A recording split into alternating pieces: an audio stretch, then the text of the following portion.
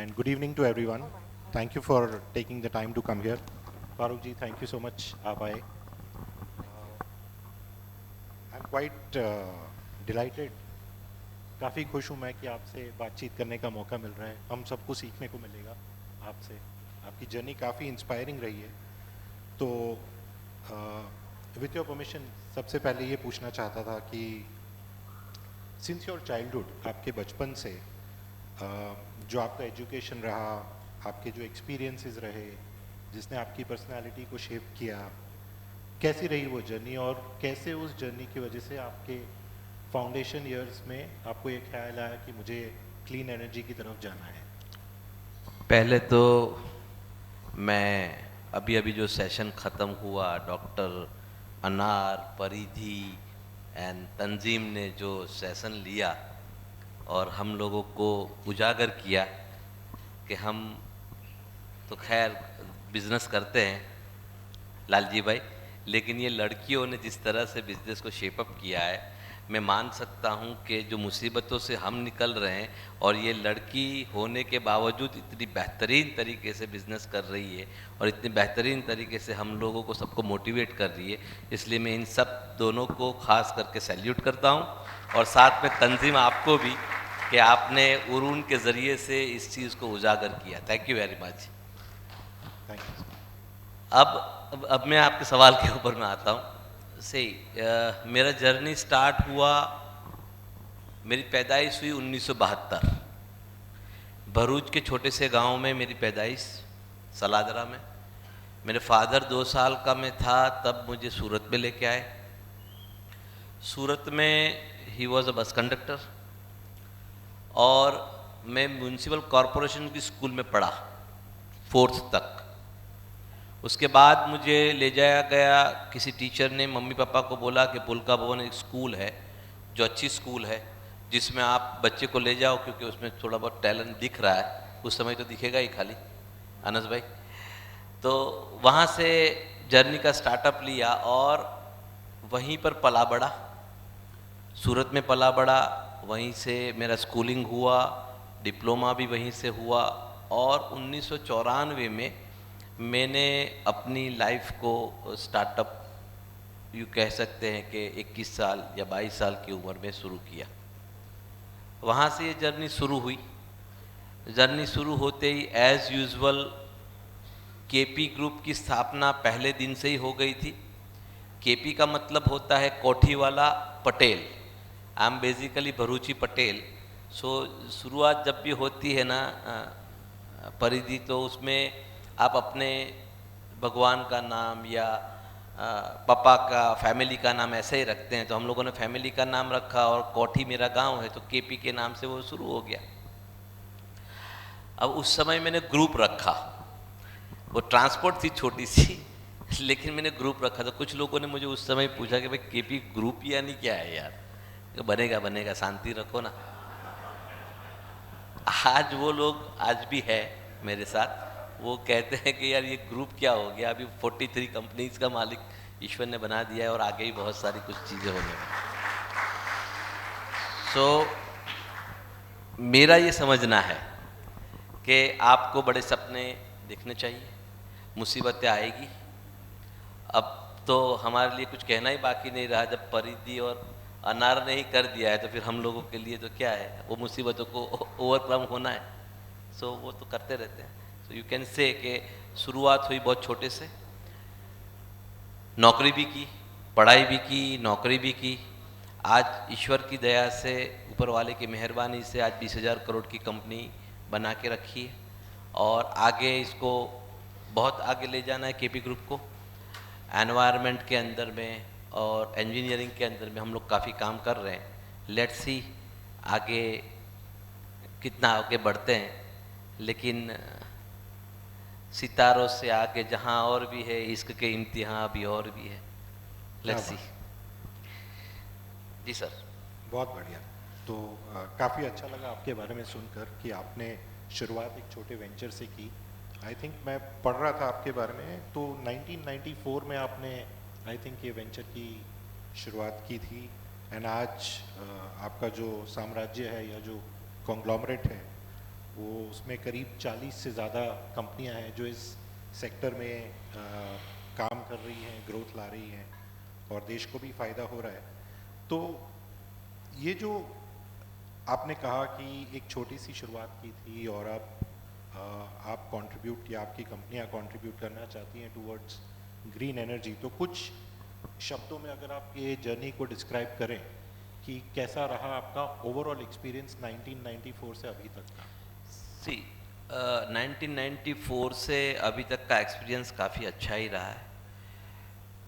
ईश्वर की कृपा, माँ बाप की दुआ, उनके एथिक्स, क्योंकि शुरुआत का एजुकेशन जो होता है वहीं से आता है और मैं आज भी उसका बहुत बड़ा शुक्रगुजार हूँ कि मेरे माँ बाप ने मुझे इस तरह से अच्छी तालीम दी और यहाँ तक पहुँचाया। 1994 में शुरुआत हुई थी बहुत छोटी सी चीज़ से। एक ट्रांसपोर्ट की कंपनी मैंने शुरू की थी, केपी ट्रांसपोर्ट के नाम से। कुछ समय तक तो मैं उसमें काम करता रहा, 99 तक भरूच के अंदर। जामनगर में भी जब रिलायंस बन रही थी तब भी मैंने काम किया, काफ़ी मेहनत की। इनफैक्ट मैं कहूँगा कि मैंने ड्राइविंग भी की, मैंने ट्रकें भी चलाई, पंचर भी बहुत बदले। 2000 की साल में वापस से मैं सूरत चला गया, Surat to Bharuch to Surat again.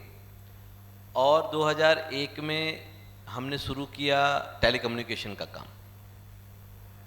मेरा एक खुसूसियत रहा है, एक खूबी ये रही है, पता नहीं जो मैंने बाद में आइडेंटिफाई की, कि मैं अपने काम के अलावा मेरे कस्टमर को बहुत सारी चीज़ें फैसिलिटेट करता था, जो आज भी करता हूँ, जो उस समय भी मैं करता था। लालजी भाई, जब वो मुझे कोई काम दे देते थे कि भाई आपको यहाँ पर टावर लगाना है, उस वक्त ये आपके एलिस ब्रिज के बाजू में ही साकार 2 में ही ऑफिस थी सेलफोर्स की, तो उस समय वहाँ पर हम काम तो ले जाते थे। सूरत का रीजन जो साउथ गुजरात का था वो हमारे हाथ में उन्होंने दिया था, तो खाली वो टावर बनाने का या फाउंडेशन का काम देते थे। लेकिन आउट ऑफ दैट जितने ROW होते थे, छोटे मोटे क्वेश्चन होते थे, उनके कोई पुलिस स्टेशन के क्वेश्चन होते थे, सारे के सारे क्वेश्चनों के ऊपर भी मैं ही उनको फैसिलिटेट करता था, ताकि उनको ऐसा लगता था कि हमने अगर केपी को काम दे दिया है तो इसका मतलब ये हमारे हाथ में अब चाबी ही काम कंप्लीट करके देगा। वो एक हमारी कोशिश थी, जिसकी वजह से हुआ ऐसा कि कुछ ही समय में 2003 या 2004 तक में हमारी कंपनी ने एक्सपांड कर लिया 16 स्टेट ऑफ द इंडिया में। 16 स्टेट में हम लोगों ने एक्सपांड कर लिया। क्या बात। और करीब उस समय बिजनेस ग्रो अप हो गया था 80 करोड़ के करीब सालाना, 4 करोड़ रुपया पर मंथ का हमारा सैलरी वगैरह पैकेज। क्योंकि मुझे अच्छे लोगों से और प्रोफेशनल लोगों से मैं काफ़ी बैठता रहता था। मैं और लालजी भाई आज ही दोपहर में बात कर रहे थे कि मुझे इन लोगों से बैठना अच्छा लगता है कि जो लोग मेरे से होशियार हो, जो लोग मेरे से ज़्यादा पढ़े लिखे हों, जो लोग मुझे कुछ दे सकते हैं और जो लोग मुझे कुछ सुना सकते हैं। अगर वो लोगों के साथ में बैठूंगा तो मैं कुछ कर पाऊंगा, वही मेरा पहले से नीति था। और आज भी कंपनी के अंदर उनमें से कम 110 लोग ऐसे हैं, टोटल 1500 लोगों का कंपनी है, 1500 लोग ऑन रोल है और 5000 के ऊपर में ऑफ रोल लोग हैं। लेकिन वो 1500 में से 110 लोग ऐसे हैं जो कंपनी से 15-20 साल से जुड़े हुए हैं। अभी आपने मेरे ख्याल से परिधि ने कहा था कि it's very easy to find the talent in Gujarat, but retain the talent is a very hard. लेकिन फॉर्चुनेट मैं कहूँगा कि हम लोग के यहाँ पर इस चीज़ का ऑप्शनल है। आप देखो सूरत जैसे छोटे सिटी के अंदर में हमारे पास करीब 28 लोग ऐसे हैं कि जो IIT, IIM अहमदाबाद से पढ़े लिखे हैं। हमारे पास में 450 के ऊपर इंजीनियर्स हैं। हमारे पास में प्रोफेशनल और गवर्नमेंट रिटायर ऑन बोर्ड है, IAS ऑफिसर है, IPS है। उनको रिटेन करना, उनको संभालना, you can understand the things. तो ये सब चीज़ें इस वजह से आई क्योंकि हम लोग के साथ में जो मेरा सर्कल था वो हमेशा मैं पढ़े लिखे लोगों का रखता था। दूसरा ये बिजनेस हुआ 2006 में ख़त्म। अनस भाई, जब 2006 में ख़त्म हुआ उस समय ही हम लोगों ने सोचना शुरू कर दिया कि अब जो बिज़नेस करेंगे वो सस्टेनेबल बिज़नेस करेंगे, जिसमें लिक्विडिटी की फ़िक्र न हो। ट्रक वाले बिजनेस में भी सुबह होती थी, डीजल के पैसों की फिक्र थी। उसके बाद में जब जैसे हम लोगों ने वोडाफोन वगैरह का काम किया तो वहाँ भी लेबर पेमेंट एवरी सैटरडे को खर्च ही देना पड़ता था। अब ऐसा बिजनेस करना है कि जिसमें ये चीज़ें ना आनी चाहिए। So we have selected this renewable energy business, और इसमें देखा कि सूरज जो है वो जब तक दुनिया है तब तक सूरज है, आइदर वे जब तक सूरज है तब तक दुनिया है। तो अब ऐसी चीज़ें करनी है कि जो इसके साथ में, जिससे हमको अगर एनर्जी मिलता है, तो ये हमने शुरू किया 2008 में, जबकि उस समय पे किसी लोगों को इसका अंदाज़ा नहीं था। 2011 में सबसे पहला चारणका का प्रोजेक्ट श्री नरेंद्र मोदी साहब जब यहाँ पर थे, उस वक्त सीएम के वो थे, उस वक्त लगाया, उसमें 105 मेगावाट का काम किया एज अ कॉन्ट्रैक्टर। फिर पीडीपी यूनिवर्सिटी में वापस से पढ़ने गया। उसके बाद 2015 में सबसे पहला 2 मेगावाट का प्रोजेक्ट शुरू किया। आज आपको जानकारी देनी है मुझे कि आज मेरे पास अपना 1.7 गीगावाट का आईपीपी है, मीन्स इंडिविजुअल पावर प्रोड्यूशन। आप यूँ कह सकते हैं कि मैं पूरे सूरत को आराम से बिजली दे सकता हूँ।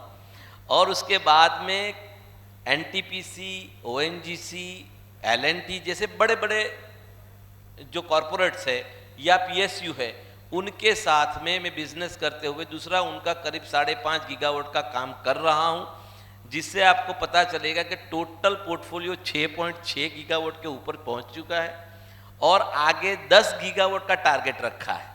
और ये 10 गीगावाट अलाइन कर रहा हूं मैं। आपके सारे सवालों का जवाब मेरे ख्याल से इसमें आ जाना चाहिए। मैं 10 गीगावाट का अलाइन कर रहा हूं कि हमारे नरेंद्र मोदी साहब जबकि लोग 100 मेगावाट की बात कर रहे थे, 20 गीगावाट की बात कर रहे थे 2035 की, उन्होंने उस विजन को बड़ा करके 500 गीगावाट 2030 तक करने का जो नेम या उन्होंने टारगेट दिया, सब लोग उसके ऊपर में, क्योंकि सब एक्सपर्ट्स थे, वो एक्सपर्ट लोग उसको बोल रहे थे ऐसा नहीं होगा। You don't believe sir, today India ने 180 तो क्रॉस कर लिया और उसमें से 40 गीगावाट गुजरात ने किया, और आगे वाले 2030 तक नहीं बल्कि मैं तो कह रहा हूँ 2029 में 500 गीगावाट पूरा हो जाने वाला है, और उसमें से हम छोटा सा कर रहे हैं 10 gigawatt. For your knowledge, 10 gigawatt में से 8 गीगावाट का pipeline ready, means order in hand, और बाकी का मार्च तक में हम लोग खत्म कर देंगे। यानी आप सोचिए कि जब लीडर अच्छा होता है तो सारी की सारी चीज़ें कितनी बेहतरीन तरीके से आगे बढ़ जाती है। तो सोचना ये है कि आपका जो गोल होता है वो परफेक्ट, मुसीबतें आएगी, क्रॉस करते रहो, और हम लोग यहाँ तक पहुँच गए, अब बाकी के लोग भी पहुँचे वो उम्मीद के साथ में। क्या बात है, बहुत बढ़िया सर। और वैसे तो आपसे बात करके बहुत ही अच्छा लग रहा है, but it is not about सवाल जवाब। ये जो आपने जर्नी शेयर की है, आपने जो आपकी लाइफ एक्सपीरियंसेस बताए हैं, जवाब तो काफ़ी उम्दा था ही, बट हम सबको इसमें से बहुत कुछ सीखने को मिला। So thank you very much for that. मैं थोड़ा सा आपका ध्यान उस तरफ ले जाऊंगा, फिलैंथ्रोपी की तरफ, जो आप सोसाइटी को गिव बैक करने की आपकी जो एक इच्छा रही है शुरुआत से, जो मैंने आपके बारे में थोड़ी सी रीडिंग की थी, ये काफ़ी क्लोज है आपके हार्ट से कि आप सोसाइटी को वापस हमेशा कुछ ना कुछ किसी न किसी तरीके से देने में काफ़ी इसको सीरियसली भी लेते हैं और काफ़ी इसे मानते भी हैं। तो अगर उसके बारे में कुछ आप शेयर करें। सर, बहुत ही अच्छा आपका सवाल है कि आफ्टर ऑल हमको सबको कमाना क्यों है। सबसे बुरा धंधा वो है जिसमें सिर्फ पैसा हो, बिलीव मी। सबसे बुरा धंधा वो है जिसमें खाली पैसा हो। धंधा तो वही होना चाहिए कि जिससे आप अपनी सोसाइटी का, अपनी फैमिली का, अपने राष्ट्र का भला करो, यही धंधा होना चाहिए। और शायद मैं इस चीज़ को, इस एथिक्स को माँ बाप से लेके अभी तक में, फॉर योर नॉलेज, सारी के सारे लोग, लॉ भी है कि CSR एक्टिविटी में 2% का खर्चा करते हैं। हमारी कंपनी ऑलमोस्ट मोर देन 8% खर्चा आज की तारीख में कर रही है। We are contributing in the society 8%। मैं कोई फिलैंथ्रोपिस्ट या सामाजिक समाज क्या कहते हैं उसको, कोई सोशल वर्कर नहीं हूँ। लेकिन मैं इतना जरूर कहूँगा कि मुझे अंदर से ऐसी चीज़ें हैं कि हमारा पैसा उन लोगों तक जरूर पहुँचना चाहिए जिन लोगों को इसकी ज़रूरत है, और इसी के लिए हम करीब करीब 1,20,00,000 लोगों तक पहुँचे हैं। क्या बात है। हम एक ऐसा डिसेबल लोगों के लिए एक अनाथाश्रम वृद्धाश्रम बना रहे हैं जो दुनिया का पहला वृद्धाश्रम होगा लालजी भाई, जिसमें स्पेशल एबल्ड जो वृद्ध होते हैं जिनकी आखिरी जिंदगी काफ़ी कठिनाई से गुजरती है, उन लोगों के लिए वो वृद्धाश्रम झगड़िया में ऑलरेडी शेपअप कर रहा है। 80% के ऊपर काम खत्म हो चुका है। ऐसे दो दूसरे वृद्धाश्रम है जिसमें हमारा काम चल रहा है। एजुकेशन के अंदर में करीब करीब 8 स्कूलें हमारे पास में हैं, कुछ कॉलेजेस है हमारे पास में, इसी तरह से अस्पताल हैं, इसी तरह से कुछ लाइब्रेरीज 6 से 7 लाइब्रेरीज बच्चों के लिए बनाई हैं।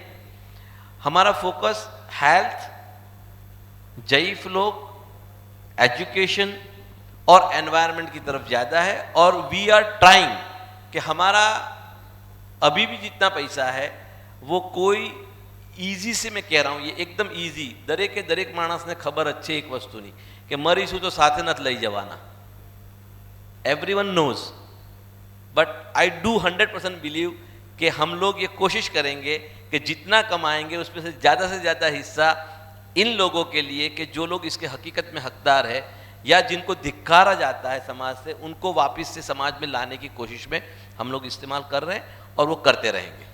बहुत बढ़िया, thank you so much sir.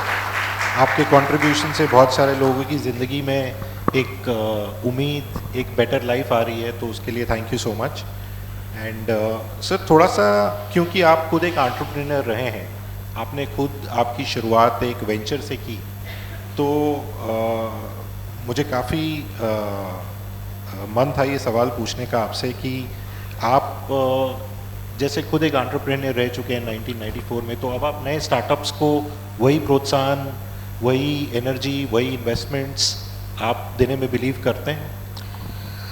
देखो स्टार्टअप तो जैसे मैं शून्य से यहाँ तक पहुँचा, तो ऑफ कोर्स मेरी ये चाहत रहेगी कि मैं स्टार्टअप के अंदर और ख़ास करके रिन्यूएबल के अंदर जो लोग आगे बढ़ रहे हैं, एज अ मेंटरशिप भी मैं काम कर रहा हूँ और करता रहूँगा, और आगे भी जो लोग भी स्टार्टअप लेंगे और जहाँ भी मुझे मोटिवेशन की ज़रूरत पड़ती है या कुछ कंट्रीब्यूशन की, I am always helping them, उसमें कोई दो राय नहीं है।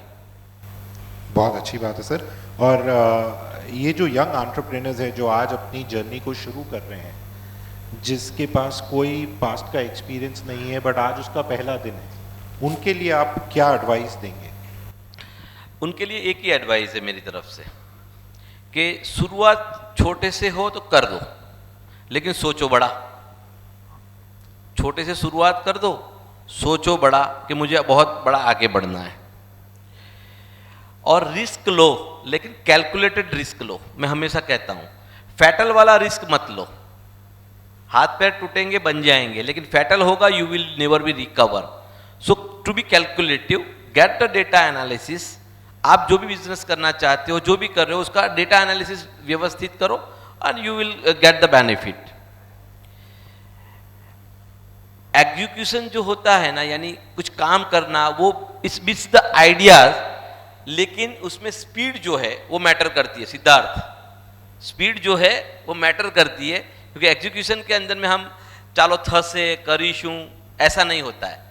उसको अगर आपको समझ में आ गया है, उसकी स्पीड बढ़ाओ, और स्पीड वाले जितने भी लोग हैं वही दुनिया में जीते हैं मेरे ख्याल से, चाहे वो रॉकेट हो या चाहे कोई भी हो। आप समझ सकते हैं मैं किसका नाम ले रहा हूं, वो हमेशा स्पीड से ही आगे बढ़ सकते हैं। स्टे एडेप्टेबल, क्योंकि वर्ल्ड इतनी फास्ट से चेंज हो रहा है। आज आईफोन 16 है, कल 17 आ ही जाता है हमारे हाथ में। सो वी नो कि हमको भी इसी तरह से आगे बढ़ते रहना पड़ेगा। एडप्ट करो चीज़ों को, अपने नेचर को एडप्टिव या ऐसा रखो कि कोई भी चीज़ आती है तो उसको एक्सेप्ट करने का ये रखो। और credential, credibility and cash flow, ये 3 सी को हमेशा संभाल के रखो अपने पास। अगर आपका क्रेडेंशियल होगा और कैश फ्लो आपका ठीक ठाक होगा, तो I think no one will beat you in any things, in even in a business also. तो मेरी तो यंगस्टर से या किसी भी शुरुआत करने वाले से यही एक मशवरा है कि एथिकल जितनी भी चीज़ें हैं जो ईश्वर ने शुरुआत से हमको दी है, इंसानियत की शुरुआत हुई तब से लेके इंसान आखिरी होगा तब तक में कुछ चीज़ें जो हम लोगों को सिखाई जाती है उसको नल इनवर्ड या इग्नोर मत करो। जैसे कि ईमानदारी, सच्चाई, किसी को दुख नहीं पहुंचाना, इंसानियत के लिए काम करना, ये सब चीज़ें हमको करनी ही पड़ेगी और उसके साथ में हमारी क्रेडिबिलिटी बनेगी, विश्वास खड़ा होगा और हमारे कैश फ्लो को संभालना है। अब ये चीज़ें करेंगे तो मैं मानता हूँ इंशाअल्लाह कि किसी भी हाल में कोई भी इंसान जो शुरुआत करेगा वो फेल जरूर होगा, लेकिन वो फेल एक्सपीरियंस को समझेगा और आगे कभी ना कभी, मेरी लाइफ में मैं अपना ही एग्जाम्पल देता हूँ, 3 मरतबा आई गॉन टू 0, 3 मरतबा, लेकिन मैंने क्रेडिबिलिटी नहीं खोई थी। तो हमारे लालजी भाई जैसे ने मुझे उधार में ज़मीन दी, फिर हमारे ये साहब बैठे इन्होंने उधार में ज़मीन दी मुझे, तब जाके मेरे प्लांट बने। आप समझ रहे हो मेरी बात को? तो क्रेडिबिलिटी जो है वो बहुत बड़ा रोल करता है, विश्वास, और उसके बाद आपके कैश फ्लो को मेंटेन रखो। तो मेरे ख्याल से बाकी की सब सारी चीज़ें जुड़ती रहेगी और हो सके इतना ईमानदारी के, बल्कि नहीं, ईमानदारी तो हमेशा रखनी है, जो हमारी मम्मी ने सिखाई थी या पापा ने सिखाया, देखो झूठ मत बोलना भाई, तो मेहरबानी करना, ये सब चीज़ें। और हम जब भी फॉरेन जाते हैं खास करके तो हम देखते हैं कि ये चीज़ें हमको मिलती है। हम बोलते हैं कि ये लोग तो कितना सच्चा बोलते हैं। भाई साहब वो सच्चा बोलते नहीं, वो एक्चुअली बेस है, हम झूठा बोलते हो गए, वो प्रॉब्लम हो गया है हमारा, ये हमारा प्रॉब्लम हो गया, तो उनको हम लोग सच्चा करें, एक्चुअली सच्ची बात ही है। So we have to do like this, then only we can grow और we will be concrete. Great sir, बहुत ही उम्दा जवाब था ये, और thank you so much for giving us time. Thank you, बहुत ही थैंक अच्छा यू वेरी लगा मच, आपसे बात करके। Our best wishes to you. मुझे बहुत अच्छा लगा, थैंक यू खाकर साहब, it was nice and very good audience also. So I thank you all my elders and the all the people who have listen me. इतनी अच्छी तरीके से तो मुझे किसी ने नहीं सुना था, जितनी अच्छी तरीके से सुना, समझ में आया हो तो ठीक, या आप लोगों को पता नहीं, मुझे पता नहीं है, लेकिन जो भी बोला हूँ अंदर से बोला हूँ, किसी चीज़ को छुपाने की कोशिश नहीं की है। Thank you very much. Thank you sir, thank you.